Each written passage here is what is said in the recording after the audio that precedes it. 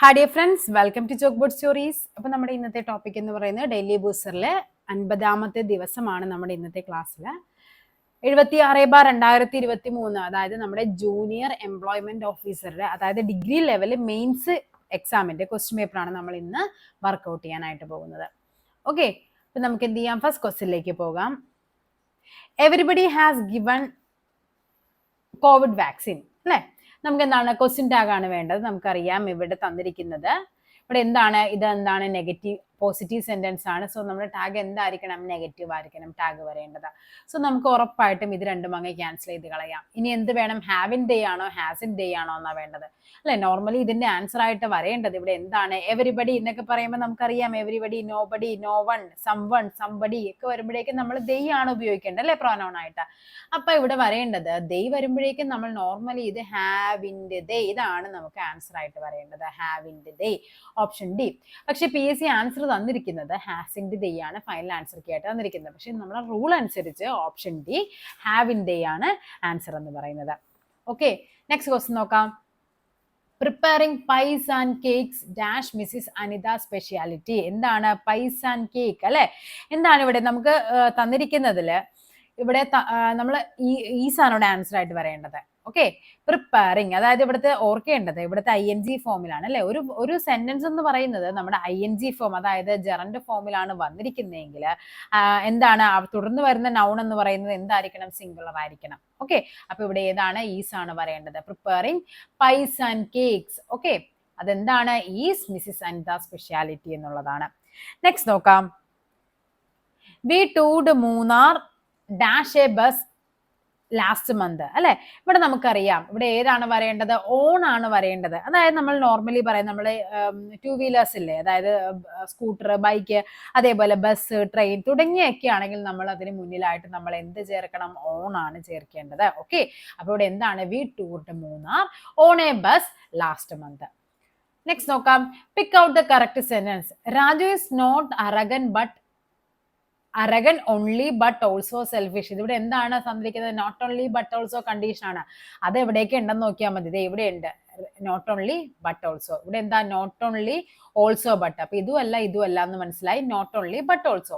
ഇവിടെ 2 കേസുകളാണ് നമുക്ക് ആ ഒരു ഫോർമാറ്റിൽ തന്നിരിക്കുന്നത്. ഇനി ഇവിടെ എന്താണ്? ഇവിടെ രാജു ആർ നോട്ട് ഉണ്ട്, ഇവിടെ രാജു ഈസ് നോട്ട് ഉണ്ട്. ഇവിടെ ഏതായിരിക്കും വരേണ്ടത്? രാജു ആണ്, അല്ലെ? ഒരാളേ ഉള്ളൂ. അപ്പൊ നമുക്കറിയാം അവിടെ സിംഗുലർ ആയിരിക്കണം. ഓപ്ഷൻ ഡി ആണ് ആൻസർ ആയിട്ട് വരേണ്ടത്. Raju is not only arrogant but also selfish. He said I had already left. Okay, എന്താ പറയുന്നത്? ഓൾറെഡി ലെഫ്റ്റ്, ഓൾറെഡി അയാൾ എന്ത് ചെയ്തു? പോന്നു കഴിഞ്ഞു, അല്ലെ? ആ കാര്യം നമ്മൾ എന്ത് ചെയ്യണം? ഇവിടെ നമുക്ക് റിപ്പോർട്ട് ചെയ്യാനല്ലേ വേണ്ടത്. അപ്പൊ ഇവിടെ എന്താണ്? ടെൻസ് മാറ്റുമ്പോഴേക്കും he said I had already left. അവിടെ എന്താണ് വരേണ്ടത്? ഇവിടെ പാസ്റ്റ് പെർഫെക്റ്റ് ടെൻസിനെയാണ് നമ്മൾ എന്ത് ചെയ്യണം? ഇൻഡയറക്റ്റ് സ്പീച്ചിലോട്ട് മാറ്റുമ്പോഴേക്കും ടെൻസിന് ചേഞ്ച് വരുത്തേണ്ട ആവശ്യമൊന്നുമില്ല. ഇവിടെ ഓൾറെഡി കഴിഞ്ഞു പോയ കാര്യമാണ്. I had already left. അപ്പൊ ഇവിടെ എന്ത് വേണം ആൻസർ ആയിട്ട്? He said, he had, I എന്നുള്ളത് ഹി ആക്കണം. ബാക്കി ഒന്നിനും മാറ്റമില്ല, ടെൻസോടെ ചേഞ്ച് ചെയ്യേണ്ട ആവശ്യമില്ല. സോ ഇവിടെ ആൻസർ എന്ത് വരും? He said he had already left. Okay, medical study of skin and diseases, അല്ലെ? ത്വക്കിനെയും അതുമായിട്ട് ബന്ധപ്പെട്ട അസുഖങ്ങളെയും പറയുന്നത് എന്താണ്? ഡെർമറ്റോളജി. നമ്മൾ അറിയാവുന്ന ഒരു കാര്യമാണ്, അല്ലെ? ഡെർമറ്റോളജി. ഓങ്കോളജി എന്താണ്? ക്യാൻസർ ആണ്. അടുത്തത് ഹീമറ്റോളജി. ഹെമറ്റോളജി എന്ന് പറയുമ്പോൾ എന്താണ്? ബ്ലഡ് ആണ്. ബ്ലഡുമായിട്ട് ബന്ധപ്പെട്ടതിനെയാണ് ഹീമറ്റോളജി എന്ന് പറയുന്നത്, ഹെമറ്റോളജി. ഓക്കെ, നെക്സ്റ്റ് ഇവിടെ എന്താ പറയുന്നത്? ഹെർപ്പറ്റോളജി. ഹെർപ്പറ്റോളജി എന്ന് പറയുമ്പോൾ അതൊരു സുവോളജിയുടെ ബ്രാഞ്ച് ആണ്. മറ്റേ നമ്മുടെ എന്തിനെയാണ്? ആംഫിബിയൻസ് ഒക്കെ ഇല്ലേ, ആംഫിബിയൻസ്, റെപ്റ്റൈൽസ്, റെപ്റ്റോളജി അല്ല, റെപ്റ്റൈൽസിനെയൊക്കെ പറ്റി പഠിക്കുന്നതാണ്. ഓക്കെ, ഇനി ഇത് ഡയലക്ടോളജി എന്ന് പറയുമ്പോൾ എന്താണ്? ഡയലക്ട് എന്ന് പറയുമ്പോൾ നമ്മുടെ ലാംഗ്വേജ് ആണ്, റീജിയണൽ ലാംഗ്വേജ് ആണ് കേട്ടോ. റീജിയണൽ ലാംഗ്വേജിനെയൊക്കെ പറ്റി അതിന്റെ ഒരു ഫോംസ് ഒക്കെ പഠിക്കുന്നതാണ് ഡയലക്ടോളജി എന്ന് പറയുന്നത്. നെക്സ്റ്റ് നോക്കാം. Which of the following is correctly spelled. Correct spelling ആണ് വേണ്ടത്. ഏതാണ് ഇവിടുത്തെ കറക്റ്റ് സ്പെല്ലിംഗ് എന്ന് പറയുന്നത്? ഇൻഇമിറ്റബിൾ ആണ്, ഇൻഇമിറ്റബിൾ. ഓക്കെ, ഇതാണ് കറക്റ്റ് സ്പെല്ലിംഗ് ആയിട്ട് വരേണ്ടത്, ഇൻഇമിറ്റബിൾ. ഇനി എക്സലന്റിന്റെ സ്പെല്ലിംഗ് എന്താണ് വരേണ്ടത്? EXCELLAND അല്ല വേണ്ടത്, ENT ആണ് വേണ്ടത്, excellent.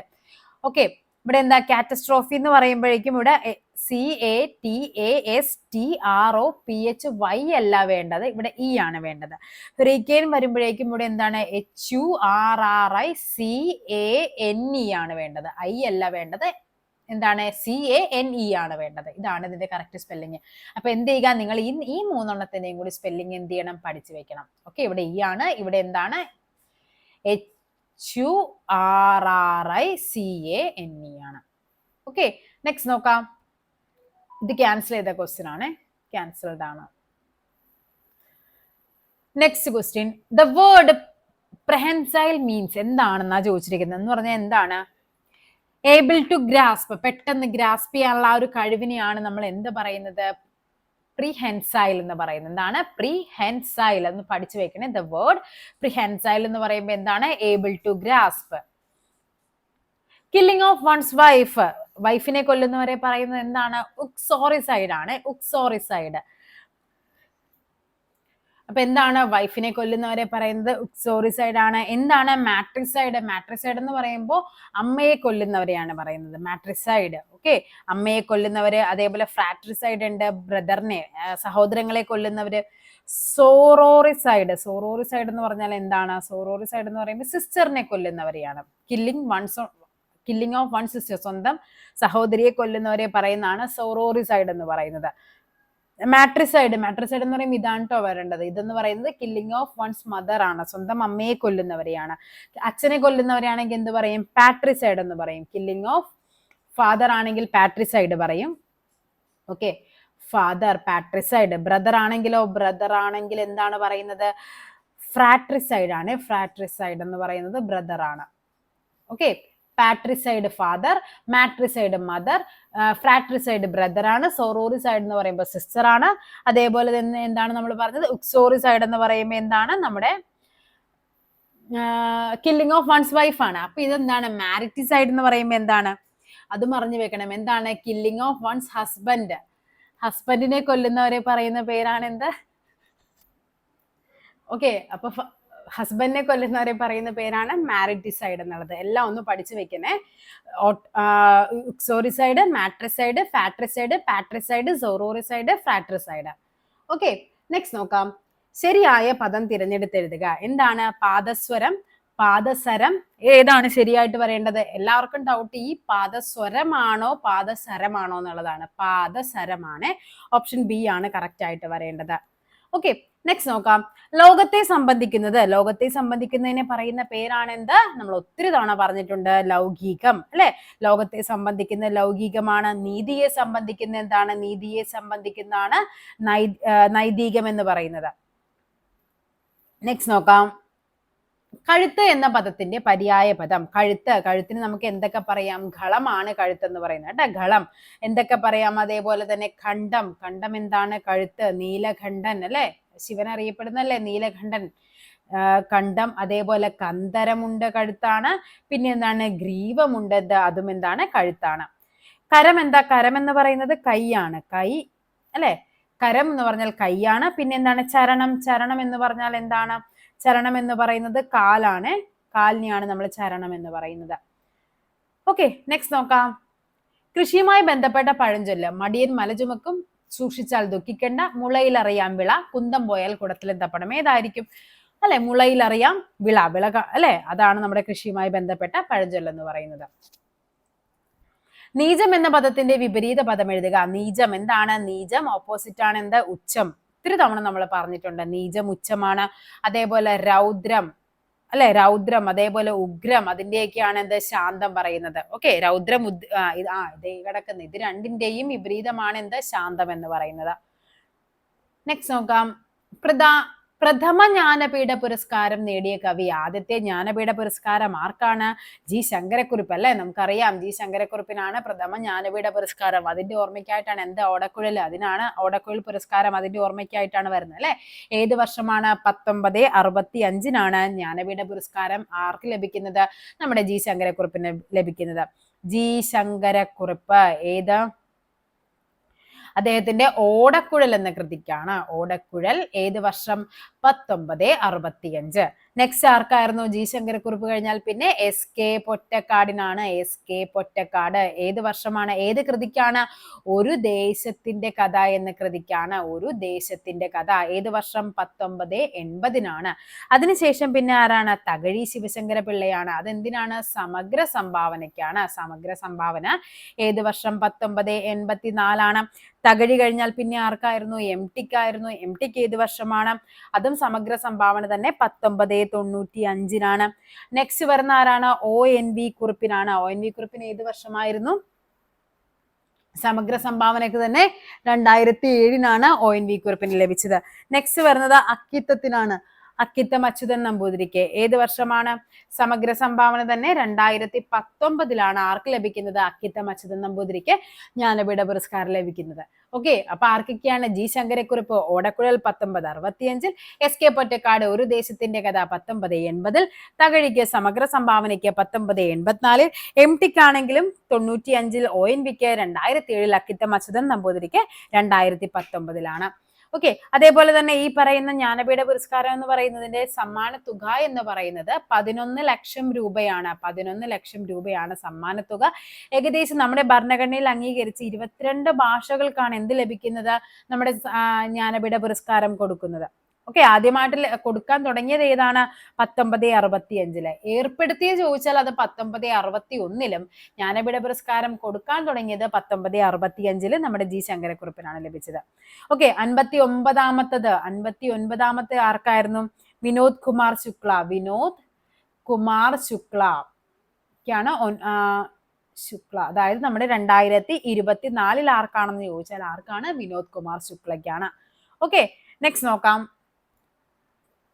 All glitters are not gold എന്ന ചൊല്ലിന് സമാനമായത് ഏത്? എന്തായിരിക്കും all glitters are not gold എന്ന് പറയുന്നത്? മിന്നുന്നതെല്ലാം പൊന്നല്ല എന്നുള്ളതാണ്. Slow and steady wins the race. എന്താണ്? മെല്ലെ തിന്നാൽ പനയും തിന്നാം എന്നുള്ളത്. ആസ് യു സോ, വിത്ത് ഗുണം 10. As you sow, so you reap, അല്ലെ? സോ യു റീപ്പ് എന്ന് പറയുന്നത് എന്താണ്? വിത്ത് ഗുണം 10 ഗുണമാണ് പറയുന്നത്. ഓക്കെ ആണല്ലോ. നെക്സ്റ്റ് നോക്കാം. ശരിയായ പിരിച്ചെഴുതിയ രൂപം ഏതാണ് ശരിയായ പിരിച്ചെഴുതിയത്? തിരുവോണം. തിരു പ്ലസ് ഓണമാണ് അല്ലെ? തിരുവോണം. ഓണമല്ല, തിരു പ്ലസ് ഓണമാണ് തിരുവോണം. അപ്പൊ ഇത് തെറ്റാണ്. മരക്കൊമ്പ് എങ്ങനെയാണ്? മര പ്ലസ് കൊമ്പാണ്, അതും തെറ്റാണ്. സത്യം പ്ലസ് ഇല്ലാണ് സത്യത്തിൽ വരേണ്ടത്. ഇവിടെ എന്താണ് വരേണ്ടത്? അല്ലെ? തൊണ്ടയിടറി. തൊണ്ട പ്ലസ് ഇടറിയാണ് തൊണ്ടയിടറി. അതവിടെ ശരിയായ സ്റ്റേറ്റ്മെന്റ് ആണ്. നെക്സ്റ്റ് നോക്കാം. ഒരു നാമത്തിന് പകരം ഉപയോഗിക്കുന്ന നാമത്തെ പറയുന്ന പേരാണെന്ത്? സർവനാമം. അല്ലെ? ഒരു നാമത്തിന് പകരം ഞങ്ങൾ, അവൻ, അത് എന്നൊക്കെ നമ്മൾ പറയില്ലേ? ഒരു കാര്യം പറഞ്ഞു കഴിഞ്ഞിട്ട് നമ്മൾ വീണ്ടും എന്താണ്? അവന്റെ പേരല്ല. ഇപ്പൊ ഹരി രാവിലെ എണീറ്റു, അവൻ പല്ല് തേച്ചു, അല്ലെങ്കിൽ ഹരി പല്ല് തേച്ചു, ഹരി ബാത്റൂമിൽ പോയി, ഹരി കുളിച്ചു, അങ്ങനെയല്ല. അവൻ കുളിച്ചു, അവൻ റെഡിയായി, അങ്ങനെയല്ലേ നമ്മൾ പറയുന്നത്. അപ്പൊ ഒരു നാമത്തിന് പകരം നമ്മൾ ഉപയോഗിക്കുന്ന എന്താണ്? അതിനെയാണ് നമ്മൾ സർവനാമം എന്ന് പറയുന്നത്. സർവനാമം തന്നെ നമുക്കറിയാം 3 ടൈപ്പ് ഉണ്ട്. എന്തൊക്കെയാണ്? ഫസ്റ്റ് പേഴ്സൺ ഉണ്ട്, സെക്കൻഡ് പേഴ്സൺ, തേർഡ് പേഴ്സൺ. അതായത് എങ്ങനെയാണ്? ഉത്തമ പുരുഷൻ. ഉത്തമ പുരുഷൻ എന്ന് പറഞ്ഞാൽ ആരാണ്? ഫസ്റ്റ് പേഴ്സൺ ആണേ. ഇത് ഒരു വട്ടം പരീക്ഷയ്ക്ക് ചോദിച്ചിട്ടുണ്ട്, ഫസ്റ്റ് പേഴ്സൺ എന്ന് പറയുമ്പോൾ ആരാണെന്നുള്ളത്. നെക്സ്റ്റ് എന്താണ്? മധ്യമ പുരുഷൻ. മധ്യമ പുരുഷൻ എന്ന് പറഞ്ഞാൽ ആരാണ്? സെക്കൻഡ് പേഴ്സൺ ആണ്. പിന്നെയുള്ളത് പ്രഥമ പുരുഷനാണ്. പ്രഥമ പുരുഷൻ എന്ന് പറയുമ്പോൾ തേർഡ് പേഴ്സൺ ആണ്. നമ്മൾ ഈ ഫസ്റ്റ് പേഴ്സൺ എന്ന് കാണുമ്പോൾ പ്രഥമ പുരുഷനാണോ എന്ന് വിചാരിക്കും. അല്ല, ഫസ്റ്റ് പേഴ്സൺ എന്ന് പറയുമ്പോൾ ആരാണ്? ഉത്തമ പുരുഷനാണ്. സെക്കൻഡ് പേഴ്സൺ എന്ന് പറയുമ്പോൾ ആരാണ്? മധ്യമ പുരുഷനാണ്. തേർഡ് പേഴ്സൺ ആണ് ആര്? പ്രഥമ പുരുഷൻ. ഫസ്റ്റ് ഉത്തമ പുരുഷൻ വരുമ്പോഴേക്കും എന്തൊക്കെ വരാം? ഞങ്ങൾ, ഞാൻ, നാം, അതൊക്കെ എന്താണ്? ഉത്തമ പുരുഷൻ ഫസ്റ്റ് പേഴ്സണിൽ വരുന്നതാണ്. മധ്യമ പുരുഷനിലാണ് വരുന്നത് നിങ്ങൾ. ഓക്കെ, അതേപോലെ നീ, താങ്കൾ, മറ്റൊരാളെ നമ്മൾ സൂചിപ്പിക്കുന്നത്. പ്രഥമ പുരുഷൻ എന്ന് പറയുമ്പോൾ എന്ത് വരും? അവർ, അതേപോലെ അവൻ അല്ലെങ്കിൽ അവൾ, ഓക്കെ, അവ, അത് എന്നൊക്കെ പറയുന്ന എന്താണ്? തേർഡ് പേഴ്സൺ ആണ് നമ്മൾ നോട്ടീസ് ചെയ്യുന്നത്. അപ്പൊ അതിന് ഒരു നാമത്തിന് പകരം ഉപയോഗിക്കുന്ന ചോദിച്ചാൽ എന്താണ്? സർവനാമമാണ്. പാദധൂളി എന്ന പദത്തിന്റെ ശരിയായ വിഗ്രഹാർത്ഥം എന്താണ്? പാദധൂളി എന്ന് പറയുമ്പോൾ എന്താണ്? പാദത്തിലെ ധൂളി അല്ലെ? ഓപ്ഷൻ എ ആണ് ആൻസർ ആയിട്ട് വരേണ്ടത്. ഈ പറയുന്ന വിഗ്രഹിച്ച് എഴുതുക എന്ന് പറയുന്നത് നിങ്ങൾ കുറച്ച് ലോജിക്കിൽ തന്നെ ചിന്തിക്കണം. ഇപ്പൊ രാമബാണം എന്ന് പറഞ്ഞാൽ എന്താണ്? രാമബാണം എന്ന് പറഞ്ഞാൽ രാമന്റെ ബാണം, അങ്ങനെയാണ് വരേണ്ടത്. അതിനെ പിരിച്ച് അല്ലെ വിഗ്രഹിച്ച് എഴുതുമ്പോൾ രാമന്റെ ബാണം. ഓക്കെ, നെക്സ്റ്റ് നോക്കാം.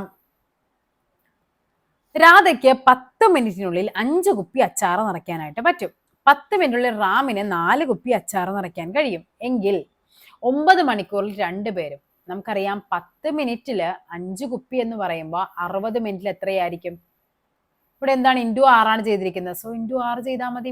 30 കുപ്പിയാണ് നിറക്കാൻ പറ്റുന്നത്. അതായത് 1 മണിക്കൂറിൽ രാധ എന്ത് ചെയ്യുന്നുണ്ട്? 1 മണിക്കൂറിൽ 30 കുപ്പി നിറക്കും. അങ്ങനെയാണെങ്കിൽ രാധ 9 മണിക്കൂറിൽ എത്രയായിരിക്കും? 9 3 27 270 കുപ്പിയാണ് രാധ നിറക്കുന്നത്. ഇനി അടുത്ത ആരാണ് പറയുന്നത്? റാമിന്റെ കേസിലും പറയുന്നത് 10 മിനിറ്റില് 4 കുപ്പി നിറക്കും. അപ്പൊ 60 മിനിറ്റ് എന്ന് പറയുമ്പോൾ ഇൻറ്റു 6 ഇവിടെ എന്ത് ചെയ്യണം? ഇൻറ്റു 6 ചെയ്യണം.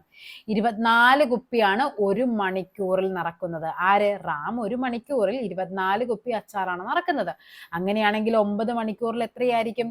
9 ഇൻറ്റു 24 ചെയ്യണം. 9 ഇൻറ്റു 24 എന്ന് പറയുമ്പോൾ നമുക്കറിയാം ആൻസർ എത്ര വരും? 216 വരും അല്ലെ? 9 36 216 വരും. ഇനി എന്താണ് ചോദിച്ചിരിക്കുന്നത്? 9 മണിക്കൂറിനുള്ളിൽ രണ്ടുപേരും കൂടി എത്ര നടക്കുമെന്നാ ചോദിച്ചിരിക്കുന്നത്. അതായത് രാധ 270 കുപ്പി നിറക്കും, റാം 216 കുപ്പി നിറക്കും. രണ്ടുപേരും കൂടി 6 8 4 486 കുപ്പിയാണ് രണ്ടുപേരും കൂടി നിറക്കുന്നത്. നെക്സ്റ്റ് നോക്കാം. ഒരു വ്യാപാരി 20% വില വർദ്ധിപ്പിച്ച ഒരു സാധനം വിൽക്കാൻ തീരുമാനിച്ചു. തുടർന്ന് അവൻ 10% വില കുറയ്ക്കുന്നു. അവന്റെ ലാഭം അല്ലെങ്കിൽ നഷ്ടത്തിന്റെ ശതമാനം എത്ര? ഇതിൽ ഏറ്റവും എളുപ്പം എന്ന് പറഞ്ഞാൽ നമ്മൾ നോക്കിക്കേ, 100 രൂപയുടെ സാധനം 20% എന്ന് പറയുമ്പോൾ 100ന്റെ 20% കൂട്ടുമ്പോൾ 120% മാറി. എന്നിട്ട് എന്ത് ചെയ്തു? ഇപ്പൊ അതിന്റെ വില 120 അയാൾ ഇട്ടിരിക്കുന്നത്.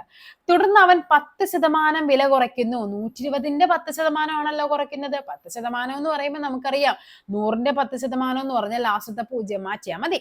240ന്റെ 10% എന്ന് പറഞ്ഞാൽ ലാസ്റ്റത്തെ 0 അങ്ങ് മാറ്റിയാൽ മതി. അപ്പൊ ഇവിടത്തെ അതിന്റെ 10% വില കുറയ്ക്കുക എന്ന് പറയുമ്പോൾ എത്ര വരും? 10% എന്ന് പറയുമ്പോൾ 12 രൂപയാണ് കുറയ്ക്കുന്നത്. ഓക്കെ, അപ്പൊ ഇവിടെ എത്ര വരും? 108 വരും. അതായത് ഇപ്പൊ ഒറിജിനൽ പ്രൈസ് 100 ആയിരുന്ന സാധനം അയാൾ എത്ര രൂപയ്ക്ക് വിറ്റു? 108 രൂപയ്ക്ക് വിറ്റു. സ്വാഭാവികമായിട്ടും അയാൾക്ക് എന്താണ് അവിടെ ഉള്ളത്? ലാഭം.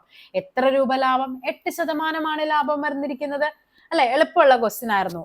വലിയ കോംപ്ലിക്കേഷൻസ് ഒന്നുമില്ല. 100 രൂപയുടെ സാധനം 20% വർദ്ധിപ്പിക്കുമ്പോൾ 120 ആയിട്ട് അതിന്റെ 10% അയാൾ കുറയ്ക്കുന്നു. അപ്പോഴും എന്താണ്? 12 രൂപ കുറച്ചാൽ മതി. അതായത് 20 രൂപ കൂട്ടിയിട്ടാണ് അയാൾ എന്ത് ചെയ്യുന്നത്? 12 രൂപ കുറയ്ക്കുന്നത്. ഇങ്ങനെയാണ് നമ്മൾ കടകളിൽ ഈ പറയുന്ന കച്ചവടങ്ങളൊക്കെ ചെയ്യുന്നത് അല്ലെ? 50% ഡിസ്കൗണ്ട് എന്ന് കാണുമ്പോൾ നമ്മൾ നേരെ എന്ത് ചെയ്യും? മേടിക്കും. പക്ഷെ അവർ അതിന്റെ ആദ്യം എന്ത് ചെയ്യുന്നുണ്ടാകും? ഒരു 70 അല്ലെങ്കിൽ 80% കൂട്ടിയിട്ടിട്ടാണ് ഈ പറയുന്ന 50% ഡിസ്കൗണ്ട് നമുക്ക് തരുന്നത്. ഓക്കെ, നെക്സ്റ്റ് നോക്കാം. പ്രതിവർഷം 8% കൂട്ടുപലിശ നിരക്കിൽ രാമു ഒരു ബാങ്കിൽ 4 വർഷത്തേക്ക് ഒരു തുക നിക്ഷേപിക്കുന്നു. ശ്യാമു അതേ തുക മറ്റൊരു ബാങ്കിൽ 8% സാധാരണ പലിശയ്ക്ക് 4 വർഷത്തേക്ക് നിക്ഷേപിക്കുന്നു. 4 വർഷത്തിന് ശേഷം രാമുവിന് ശ്യാമുവിനേക്കാൾ എത്ര ശതമാനം എന്ത് ചെയ്യാൻ പറ്റും? എത്ര ശതമാനം ലഭിച്ചു എന്നാണ് ചോദിച്ചിരിക്കുന്നത്. അതായത് പലിശകൾ തമ്മിലുള്ള വ്യത്യാസം എത്ര ശതമാനം കൂടുതൽ രൂപ ലഭിച്ചു എന്നാണ് നമുക്ക് കണ്ടുപിടിക്കേണ്ടത്. ഓക്കെ, ഈ ക്വസ്റ്റ്യൻ ആയിരുന്നു ഇതിൽ കുറച്ച് കൺഫ്യൂസിങ് ആയിട്ട് വരുന്ന ക്വസ്റ്റ്യൻ എന്ന് പറയുന്നത്. നോക്കിക്കേ, എന്താ പറഞ്ഞിരിക്കുന്നത്? ഇത് നമുക്ക് ചെയ്യാനുള്ള ഏറ്റവും എളുപ്പവഴി എന്ന് പറയുന്നത് നമ്മുടെ പാസ്കൽസ് ട്രയാങ്കിൾ വെച്ചിട്ട് തന്നെ ചെയ്യുന്നതാണ്. എങ്ങനെയാണ് ട്രയാങ്കിൾ വരുന്നത്? ഇവിടെ 1 1 2 1 2 വർഷമാണെങ്കിൽ 1 2 1 പറയും. പിന്നെ എന്താണ്? 1 ഇത് രണ്ടും കൂടി കൂട്ടി 3, ഇത് രണ്ടും കൂടി കൂട്ടി 3, ലാസ്റ്റ് 1 എഴുതുക. ഇത് 3 വർഷത്തെ കേസാണ്. 4 വർഷമാകുമ്പോൾ 1 വരും, 3 1 4, 3 3 6, 3 1 4, ഇവിടെ ലാസ്റ്റ് 1. ഇതാണ് നമ്മുടെ 4 വർഷത്തെ പാസ്കൽ ട്രയാങ്കിളിന്റെ നമുക്ക് വേണ്ട ക്വാണ്ടിറ്റീസ് എന്ന് പറയുന്നത്.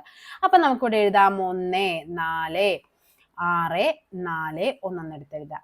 നമുക്കറിയാം 8% കൂട്ടുപലിശ എന്ന് പറയുമ്പോൾ നമുക്കിവിടെ 100 രൂപയ്ക്ക് നമുക്ക് കണക്കാക്കി എഴുതാം. ഓക്കെ, 100 രൂപയുടെ 8% എന്ന് പറയുമ്പോൾ എത്ര രൂപ വരും? 100 × 8 എന്ന് പറയുന്നത് നമുക്കറിയാം 8 രൂപയാണ് 8%. നമ്മൾ എന്താണ് ചെയ്യേണ്ടത്? ഓരോന്നിന്റെയും ഈ ഒരു നമ്പേഴ്സ് നമുക്കവിടെ നോക്കേണ്ട കാര്യമില്ല. ഇത് ഓരോന്നിന്റെയും 8% കണ്ടുപിടിച്ച് നിരത്തി അങ്ങ് എഴുതിയാൽ മതി. ഇവിടെ എന്ത് വരും? ഇതിന്റെ 8% എന്ന് പറയുമ്പോൾ 8ന്റെ 8%, 8 64, 64/100 എന്ന് വരും അല്ലെ? അപ്പോൾ ഇവിടെ എത്ര വരും? 0.64 എന്ന് വരും. നെക്സ്റ്റ് എന്താണ് ചെയ്യേണ്ടത്? ഈ 0.64ന്റെ 8% കണ്ടുപിടിക്കണം. 64 × 8 എന്ന് പറയുമ്പോൾ 512 വരും. അതിനെന്ത് ചെയ്യണം? ഡിജിറ്റ് മാറ്റി പോയിന്റ് ഇടുമ്പോഴേക്കും 0.512 എന്ന് വരും. ഓക്കെ, നെക്സ്റ്റ് ഇവിടെ നമുക്ക് എന്താണ് ലാസ്റ്റ് ഇനി അങ്ങോട്ടേക്ക് വരുന്തോറും പോയിന്റിന്റെ ലെങ്ത് ഭയങ്കര കുറഞ്ഞായിരിക്കും വരേണ്ടത്. ഇവിടെ എന്ത് വരും 0.512ന്റെ 8% വീണ്ടും കണ്ടുപിടിക്കുക. അപ്പോഴും എന്താണ് പോയിന്റ് വളരെ കുറഞ്ഞായിരിക്കും. ഏകദേശം നമുക്ക് കണ്ടുപിടിച്ചാൽ മതി. ഇനി ചെയ്യേണ്ട കാര്യം എന്താണ്, ഇത് തമ്മിൽ മൾട്ടിപ്ലൈ ചെയ്യണം അല്ലെ. തമ്മിൽ മൾട്ടിപ്ലൈ ചെയ്യുമ്പോൾ ഇവിടെ എന്ത് വരും, ഇവിടെ 100 രൂപ വരും. ഇവിടെ 8 × 4 ഇവിടെ 32 വരും. നെക്സ്റ്റ് എത്രയാണ് 0.64 × 6 എന്ന് പറയുമ്പോൾ 3.84 വരും. നെക്സ്റ്റ് വരുന്ന എത്രയാണ് 0.512 × 4 എന്ന് പറയുമ്പോൾ 0.20 ആണ് വരേണ്ടത്.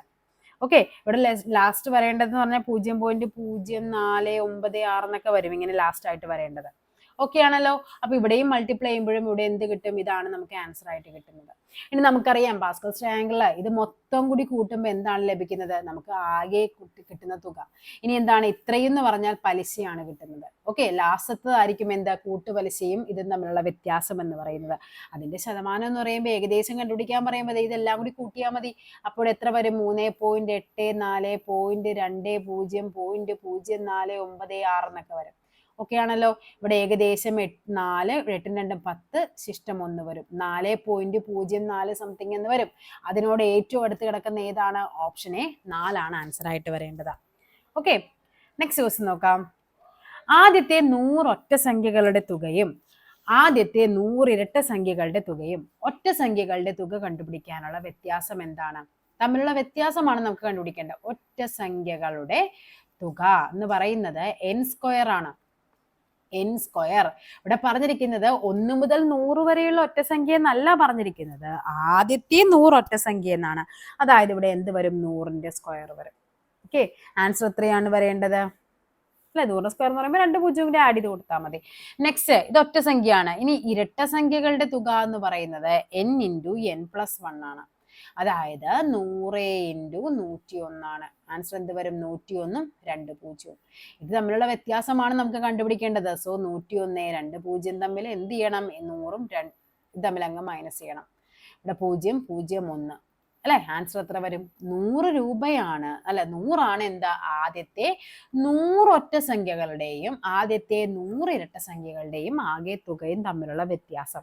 അപ്പോൾ ഇവിടെ എന്താണ്, ഈ ഒറ്റ സംഖ്യകളുടെ തുക കണ്ടുപിടിക്കാൻ n² ആണെന്നും ഇരട്ട സംഖ്യകളുടെ തുക n × n+1 ആണെന്നും എന്ത് ചെയ്യണം, അറിഞ്ഞിരിക്കണം. ഓക്കെ, നെക്സ്റ്റ് നോക്കാം. എ ഒരു ജോലി 12 ദിവസം കൊണ്ട് ചെയ്തു തീർക്കും. ബി അതേ ജോലി 16 ദിവസം കൊണ്ട് ചെയ്തു തീർക്കും. എയും ബിയും സിയും കൂടി അതേ ജോലി 4 ദിവസം കൊണ്ട് ചെയ്തു തീർത്താൽ സി ഒറ്റയ്ക്ക്, അപ്പൊ നമുക്ക് എന്ത് ചെയ്യണം, ഇതിന്റെ LCM കണ്ടുപിടിക്കണം അല്ലെ. ജോലി എത്രയാണെന്ന് കണ്ടുപിടിക്കണം. 12 16 4 LCM കണ്ടുപിടിക്കുമ്പോൾ നമുക്കിവിടെ എന്ത് ചെയ്യാം, 2 കൊണ്ട് ചെയ്യുമ്പോൾ ആൻസർ ഇവിടെ എത്ര വരും, 6. ഇവിടെ 8 വരും, ഇവിടെ 2 വരും. എഗെയിൻ നമുക്ക് ഇതിനെ 2 കൊണ്ട് ചെയ്താൽ 3 4 1 കിട്ടും. ഓക്കെ, 4 3 12 12 × 2 എത്രയാണ്, 24 24 × 2 48 48 ആണ് നമ്മുടെ LCM എന്ന് പറയുന്നത്. 16നെ എന്ത് ചെയ്യണം, 3 കൊണ്ട് ഗുണിക്കുമ്പോഴാണ് 48 കിട്ടുന്നത്. 12നെ 4 കൊണ്ട് ഗുണിക്കുമ്പോഴാണ് 48 കിട്ടുന്നത്. 4നെ എത്ര കൊണ്ടാണ് അല്ലെ, ഈ 4 മാറ്റി നോക്കിയാൽ മതി. 3 2 6 6 2 12 12 കൊണ്ട് ഗുണിക്കുമ്പോൾ നമുക്ക് 48 കിട്ടും. ഇതാണ് ഇവരുടെ എഫിഷ്യൻസീസ് എന്ന് പറയുന്നത്. അതായത് എയുടെ എഫിഷ്യൻസി എത്രയാണ്, 4 ആണ്. ബിയുടെ എഫിഷ്യൻസി എത്രയാണ്, 3 ആണ്. എയുടെയും ബിയുടെയും സിയുടെയും എഫിഷ്യൻസിയാണ് എത്ര, 12 എന്ന് പറയുന്നത്. ഇവിടെ എയും ബിയും നമുക്കറിയാം, എയുടെ 4 ബിയുടെ 3. അപ്പൊ സിയുടെ എഫിഷ്യൻസി എന്ന് പറയുമ്പോൾ എത്ര വരും, 12 12 - 7 എന്ന് വരും. അതായത് സിയുടെ എഫിഷ്യൻസി 5 ആണ്. ഓക്കെ, 48 ആണ് ജോലി, അത് ചെയ്തു തീർക്കാൻ സി 5 അല്ലെ, 5 ആണ് സിയുടെ എഫിഷ്യൻസി എന്ന് പറയുന്നത്. സോ 48നെ 5 കൊണ്ട് ഡിവൈഡ് ചെയ്യണം. എത്ര വരും, 9 5 45 വരും. ഇവിടെ റിമൈൻഡർ 3 വരും അല്ലെ. അപ്പൊ ആൻസർ എങ്ങനെ വരും, 9 3/5 എന്ന് വരും. ഓപ്ഷൻ ഡി ആണ് നമുക്ക് ആൻസർ ആയിട്ട് വരേണ്ടത്. അടുത്ത നമ്പർ കണ്ടെത്താനാണ് പറഞ്ഞിരിക്കുന്നത്. 4 8 32 128. ഓക്കെ, ഇവിടെ എങ്ങനെയാണ് വരേണ്ടത്, 4 8 32 128 എന്ന് പറയുമ്പോൾ 4 എന്ന് പറയുമ്പോൾ നമുക്കറിയാം ഇത് 2ന്റെ സ്ക്വയർ ആണ് അല്ലെ. ഇതിനെ 2 കൊണ്ടാണ് ഗുണിച്ചിരിക്കുന്നത്. ഇതിന് എത്രയാണ്, 4 കൊണ്ട് ഗുണിച്ചിട്ടുണ്ട്. അപ്പൊ നമുക്ക് അങ്ങനെ വെച്ച് നോക്കാം. അടുത്ത് നോക്കിക്കേ, 8 എന്ന് പറയുമ്പോൾ നമുക്കറിയാം ഇത് 2ന്റെ ക്യൂബ് ആണെന്നറിയാം. ഇനി 32 എന്ന് പറയുമ്പോൾ എത്രയാണ്, 2⁵ ആണ് 32 എന്ന് പറയുന്നത്. 128 എന്ന് പറയുമ്പോൾ അടുത്ത ഇവിടെ ഇടയ്ക്ക് 64 അല്ലേ, 2�6 എന്ന് പറയുന്നത്. അപ്പൊ 128 എന്ന് പറയുമ്പോൾ 2�7 ആണ്. അതായത് 2, 3, 5, 7 ഇതെല്ലാം എന്താണ്? പ്രൈം നമ്പേഴ്സ് ആണ്. Prime number. സോ അടുത്ത എന്തായിരിക്കണം വരേണ്ടത്? 11. 2⁻11 ആണ് നമ്മുടെ അടുത്ത നമ്പർ എന്ന് പറയുന്നത്. അപ്പൊ 2⁻10 എത്രയാണ്? 2⁻10 എന്ന് പറയുന്ന 1024 ആണ് നമ്മൾ പഠിക്കുന്നുണ്ട്. അപ്പൊ 1024 ഇൻറ്റു 2 ചെയ്താൽ മതി. 84002 2048. ഓപ്ഷൻ എ ആണ് ആൻസർ ആയിട്ട് വരേണ്ടത്.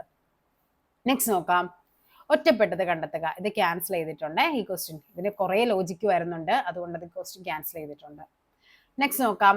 2004 ജനുവരി 16 വെള്ളിയാഴ്ചയാണെങ്കിൽ 2005 ജനുവരി 16 നമുക്കറിയാം ഒരേ വർഷം അല്ലെ, ഒരേ ദിവസം, ഒരു വർഷമല്ല ഒരേ ദിവസങ്ങൾ, വ്യത്യസ്ത വർഷങ്ങളാണെങ്കിൽ എന്ത് ചെയ്യണം? അതേ ഇപ്പൊ 2004 ജനുവരി 16 എന്ന് പറയുന്നതും അതേപോലെ തന്നെ 2005 ജനുവരി 16 ആണ് നമുക്ക് കണ്ടുപിടിക്കേണ്ടത്. ഈ 2004 എന്ന് പറയുന്നത് നമുക്കറിയാം അത് എന്താണ്? ഒരു ലീപ്പ് ഇയർ ആണ്. അതിവർഷമായത് കൊണ്ട് നമുക്ക് എന്ത് ചെയ്യണം? ഈ 2005 ജനുവരി 16 കണ്ടുപിടിക്കാനായിട്ട് ഇവിടെ തന്നിരിക്കുന്ന വെള്ളിയാഴ്ചയോടുകൂടി നമുക്ക് എന്ത് കൂട്ടണം? 2 കൂട്ടണം. ഇനി ഇവർ തിരിച്ചിങ്ങനെയാണ് പറഞ്ഞിരിക്കുന്നത് നോക്കി. 2005 ജനുവരി 16 വെള്ളിയാണ് എങ്കിൽ അവർ ചോദിക്കുന്നത് 2006 ജനുവരി 16 എത്രയെന്ന് ചോദിച്ചാൽ നമുക്ക് എന്ത് ചെയ്താൽ മതി? വെള്ളിയോട് 1 കൂട്ടിയാൽ മതി. കാര്യം 2005 എന്ന് പറയുന്നത് ഒരു നോർമൽ ഇയർ ആണ് അല്ലെ, ലീപ്പ് ഇയർ അല്ല. ലീപ്പ് ഇയർ ആണ് എങ്കിൽ എന്ത് വേണം? ഇവിടെ എന്ത് ചെയ്യണം? ഇവിടെ 2 കൂട്ടണം. അപ്പൊ ഇവിടെ എന്ത് വരും ആൻസർ? വെള്ളി പ്ലസ് 2 എന്ന് പറയുമ്പോൾ ശനി ഞായർ. ഓക്കെ, ഇനി ഇതേ ക്വസ്റ്റ്യൻ തന്നെ ചോദിക്കുവാണ്. 2004 മാർച്ച് ഇപ്പൊ മാർച്ച് 5 എന്ന് പറയുന്നത് ബുധനാഴ്ചയാണെങ്കിൽ ചോദിക്കുന്നു 2005 മാർച്ച് 5 എത്രയെന്ന് ചോദിച്ചാൽ അവിടെ എന്തായിരിക്കും വ്യത്യാസം? അവിടെ ബുധനോട് എന്ത് കൂട്ടണം? ഇവിടെ 2004 എന്ന് പറയുന്ന ലീപ്പ് ഇയർ ആണെങ്കിൽ പോലും അവിടെ 1 കൂട്ടിയാൽ മതി. കാര്യം ഇവിടെ നമ്മൾ ഈ പറയുന്ന ഫെബ്രുവരി 29 എന്ന് പറയുന്ന ദിവസം ഇവിടെ ഇൻക്ലൂഡ് ചെയ്തിട്ടില്ല. ഓക്കെ, അതിന് മുമ്പുള്ള ഏത് ദിവസം വന്നാലും ആണ് നമുക്ക് 2 കൂട്ടേണ്ടത്. ഇവിടെ 2004 ലീപ്പ് ഇയർ ആണെങ്കിൽ പോലും അത് കഴിഞ്ഞുള്ള ദിവസം ആയതുകൊണ്ട് തന്നെ ഇത് അതിനോട് 1 കൂട്ടിയാൽ മതി. ഓക്കെ ആണല്ലോ. നെക്സ്റ്റ് ക്വസ്റ്റ്യൻ നോക്കാം.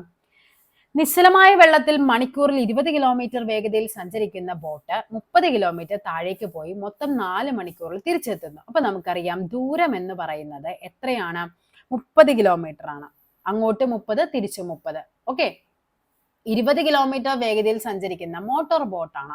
നമുക്കറിയാം നിശ്ചലമായ വെള്ളത്തിലാവുമ്പോഴേക്കും അതിനെന്താണ്? ഒഴുക്കിന്റെ വേഗത വെച്ചിട്ടാണ് നമ്മൾ നോക്കുന്നത്. ഒഴുക്കിന്റെ താഴോട്ടുള്ള വേഗതയും ഉണ്ട്, മുകളിലോട്ടുള്ള വേഗതയും. ഒന്ന് x ആണ്, ഒന്ന് y ആണെങ്കിൽ ഇവിടെ എന്തായിരിക്കും അതിന്റെ വേഗത എന്ന് പറയുന്നത്? ഒന്നിന്റെ വേഗത എന്ന് പറയുന്നത് ഒഴുക്കിന് അനുകൂലമായിട്ടുള്ള വേഗത 20 + x ആക്കി കൊടുക്കാം. ഒഴുക്കിന് എതിരെയുള്ള വേഗത എന്ന് പറയുന്നത് എന്തായിരിക്കും വരേണ്ടത്? 20 - x കൊടുക്കാം. ഓക്കെ, രണ്ടും ഒഴുക്കിന് വേഗത x ആക്കി കൊടുത്താൽ മതി. അപ്പോൾ ഒഴുക്കിന് അനുകൂലമായ വേഗത 20 + x ഉം ഒഴുക്കിനെതിരെയുള്ള വേഗത 20 - x ഉം കൊടുക്കുക. നമുക്ക് നോർമലി നമ്മൾ കണ്ടുപിടിക്കണം എങ്ങനെയാണ് സമയം കണ്ടുപിടിക്കുന്നത്? സമയം എന്ന് പറയുന്നത് ദൂരം ബൈ വേഗതയാണ്. ഇവിടെ 2 തവണ സഞ്ചരിക്കുന്നുണ്ട്. ദൂരം എത്രയാണ്? 30 ഡിവൈഡ് ബൈ ഇവിടെ സമയം തന്നിട്ടുണ്ട് 4 മണിക്കൂറാണെന്ന് അവർ പറഞ്ഞിട്ടുണ്ട്. വേഗത എന്ന് പറയുന്നത് 20 + x ഉം അടുത്ത എത്രയാണ്? അതേ 30 മണിക്കൂർ വീണ്ടും സഞ്ചരിച്ചിട്ടുണ്ട്, 20 - x ഉമാണ്. നമുക്ക് എന്ത് ചെയ്യാം? എക്സിന് ഓരോ വാല്യൂ സബ്സ്റ്റിറ്റ്യൂട്ട് ചെയ്ത് നോക്കാം. ഇത് ഇവിടെ നിങ്ങൾ ക്രോസ് മൾട്ടിപ്ലൈ ചെയ്ത് ഇവിടെ ഒരു ക്വാഡ്രാറ്റിക് ഇക്വേഷൻ ആക്കി ഒന്നും ചെയ്യേണ്ട ആവശ്യമില്ല. ഇവിടെ നോക്കിക്കേ, ഇവിടെ 8.5 അല്ലെങ്കിൽ ഇവിടെ 10, നമുക്ക് എളുപ്പം 10 തന്നെയാണ്.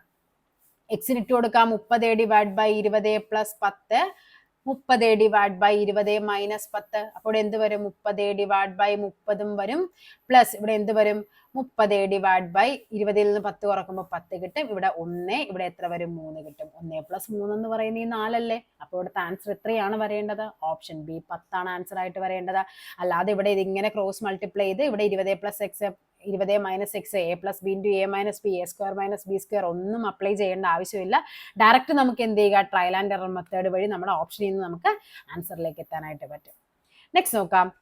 ചോദ്യചിഹ്നത്തെ മാറ്റി സ്ഥാപിക്കുന്നതിനുള്ള ബദൽ. കണ്ണ് മയോപ്പിയ, അതായത് കണ്ണിന് വരുന്ന ഒരു അസുഖമാണ് എന്താ? മയോപ്പിയ എന്ന് പറയുന്നത്. അപ്പൊ പല്ല് എന്താണെന്നാണ് ചോദിച്ചിരിക്കുന്നത്. പല്ലിന്റെ വരുന്നത് മാലോക്ലൂഷൻ ആണ്. മാലോക്ലൂഷൻ ഇത് പല്ലിന്റെ ഒരു അസുഖമാണ്. ഗ്ലോക്കോമ കണ്ണിന്റെ അസുഖമാണെന്നറിയാം. അതേപോലെ തിമിരവും കണ്ണാണ്.